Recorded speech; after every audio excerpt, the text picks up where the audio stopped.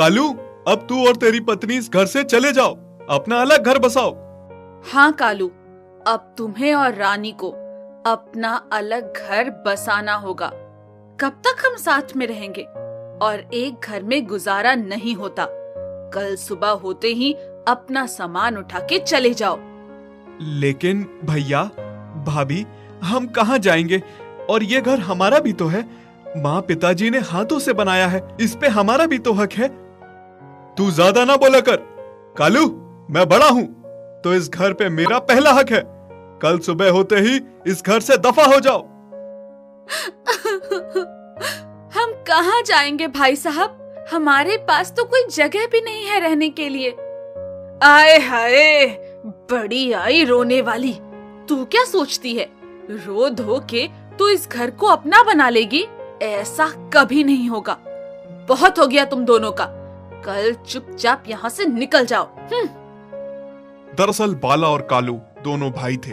बाला और उसकी पत्नी बहुत ही चालाक और दुष्ट होते हैं। उन्होंने पिता की सारी संपत्ति और घर अपने नाम करा लिया था। कालू और उसकी पत्नी रानी को घर से निकाल देते हैं। सुनिए जी, अब हम क्या करेंगे? कहाँ जाएंगे? तू चिंता न कर रानी, मैं कुछ करूंगा। कालू और रानी अगली सुबह घर से निकल जाते हैं और गांव में ही एक झोपड़ी बना लेते हैं। पहले तो कालू अपने खेतों में काम करता था, पर भाई की बेईमानी की वजह से उससे सारी खेती छिन गई थी। घर के खर्च के लिए अब वो जंगल से लकड़ी काटता और शहर जाकर बेचता। फिर एक दिन की बात है, दोपहर की बात थी। कालू जंगल में लकड़ी काट के बस अब खाना खाने बैठ ही रहा था कि उसके सामने एक सुंदर सी गाय खड़ी हो गई और बस एक डगर उसे देखने लगी। कालू को लगा कि शायद उसे भूख लगी है। अरे, शायद इस गाय को भूख लगी है, इसने मेरे पास रोटी देखी है तभी मेरे सामने आके खड़ी हो गई है। कालू गाय को अपने हिस्से की सारी रोटी दे देता है और खुद भूखा ही लकड़ी काटने लगता है। जब तक वो लकड़ी काटता है, गाय उसके साथ में खड़ी रहती है और उसे देखती रहती है। और जब शाम को वो घर जाने लगता है तो गाय भी उसके पीछे पीछे चलने लगती है। कालू हैरान था कि ये कैसे हो गया कि वो उसके पीछे पीछे ही आ रही थी। गाय, तुम मेरे पीछे क्यों आ रही हो?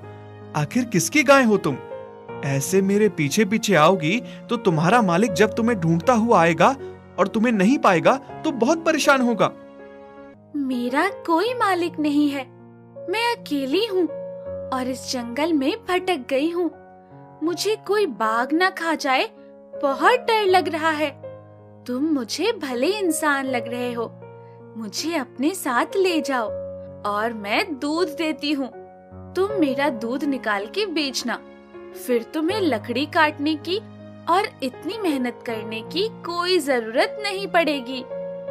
अब से तुम अकेली नहीं हो, चलो मेरे साथ मेरे घर, और आज से तुम्हारा नाम बुलबुल है। कालू बुलबुल को अपने साथ घर ले आता है। कालू की पत्नी बुलबुल को देख के हैरान रह जाती है। अरे, आप ये किसकी गाय घर ले आए हो? इसका नाम बुलबुल है और ये किसी की नहीं है, ये हमारी गाय है। कालू रानी को सारी बातें बताता है कि किस तरह से बुलबुल उसे जंगल में मिली। बस उस दिन से कालू की पत्नी उसकी सेवा में लग जाती है और खूब सेवा करती है। फिर जैसे ही कालू और रानी बुलबुल का दूध निकालने जाते हैं, थोड़ी देर में वो दूध सोने में बदल जाता है। ये सब देख के दोनों पति पत्नी हक्के बक्के रह जाते हैं। देखा रानी, हमारी बुलबुल चमत्कारी गाय है। हाँ जी, आप सही कह रहे हैं। शायद ऊपर वाले ने हमारी सुन ली। बस फिर क्या था, इस तरह कालू और रानी बुलबुल का दूध निकालते हैं और दूध सोने में बदल जाता है। बुलबुल ने तो मानो उसकी किस्मत ही बदल दी।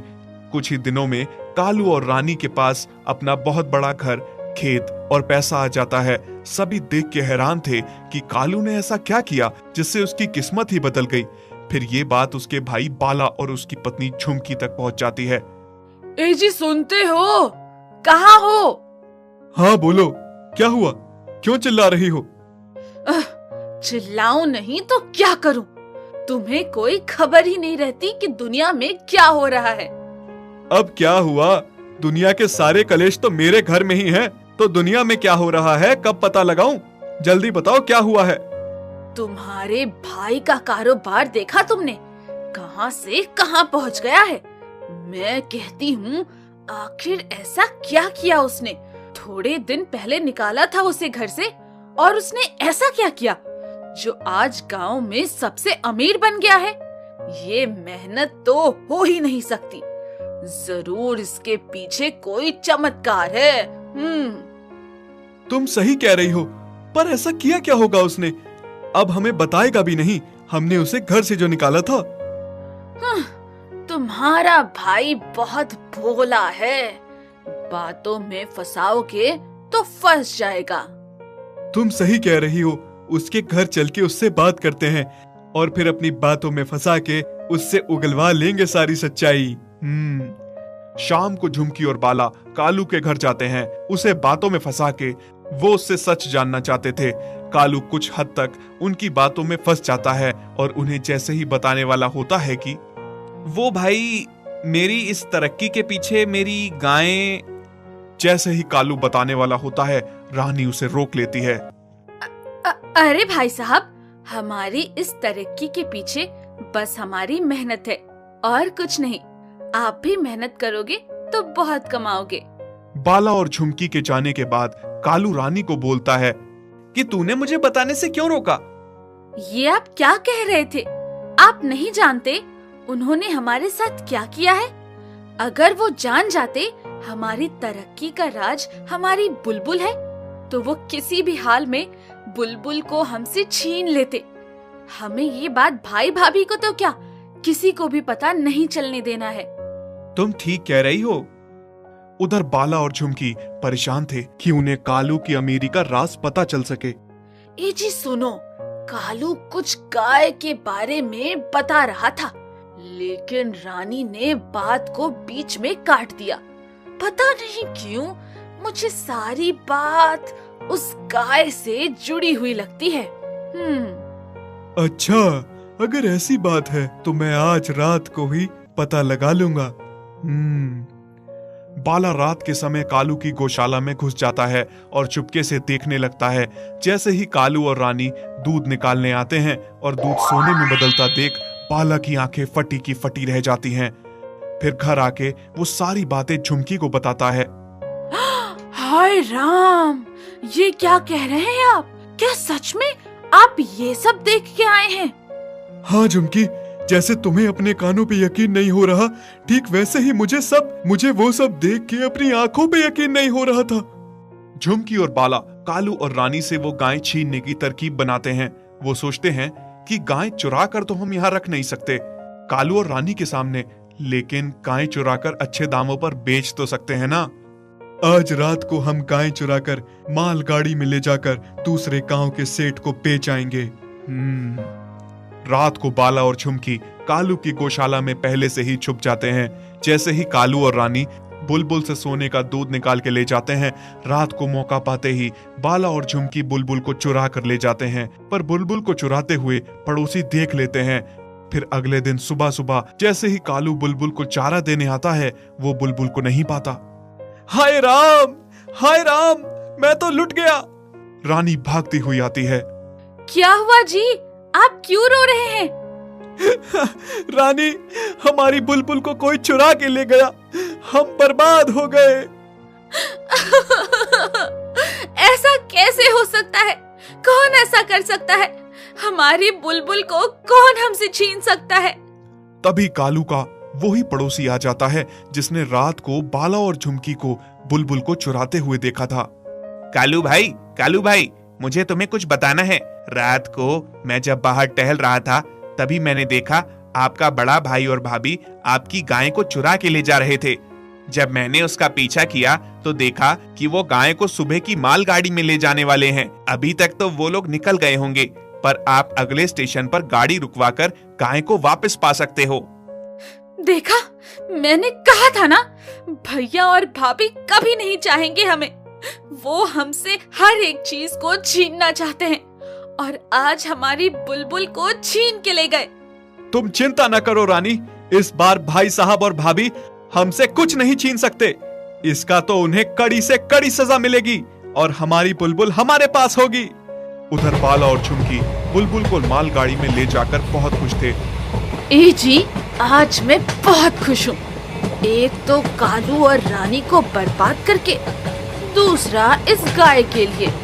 इसे बेच के हम लाखों कमाएंगे। हाँ झुमकी, खुश तो मैं भी बहुत हूँ। बहुत हवा में उड़ रहे थे ना दोनों, अब क्या करेंगे, अब तो बर्बाद हो गए। बस थोड़ी देर में अगले स्टेशन पर उतर के गाय को सेठ को बेच देंगे। तभी स्टेशन पे गाड़ी रुकती है और पुलिस वाले आके गाय को गाड़ी से बाहर उतारने लगते हैं। अरे अरे, आप ये क्या कर रहे हो? हमारी गाय को कहाँ ले जा रहे हो? हाँ, आप हमारी गाय को नीचे क्यों उतार रहे हैं? हम गाय कोई नहीं उतार रहे, तुम दोनों को भी गिरफ्तार कर रहे हैं। हाँ, पर हमने क्या किया है?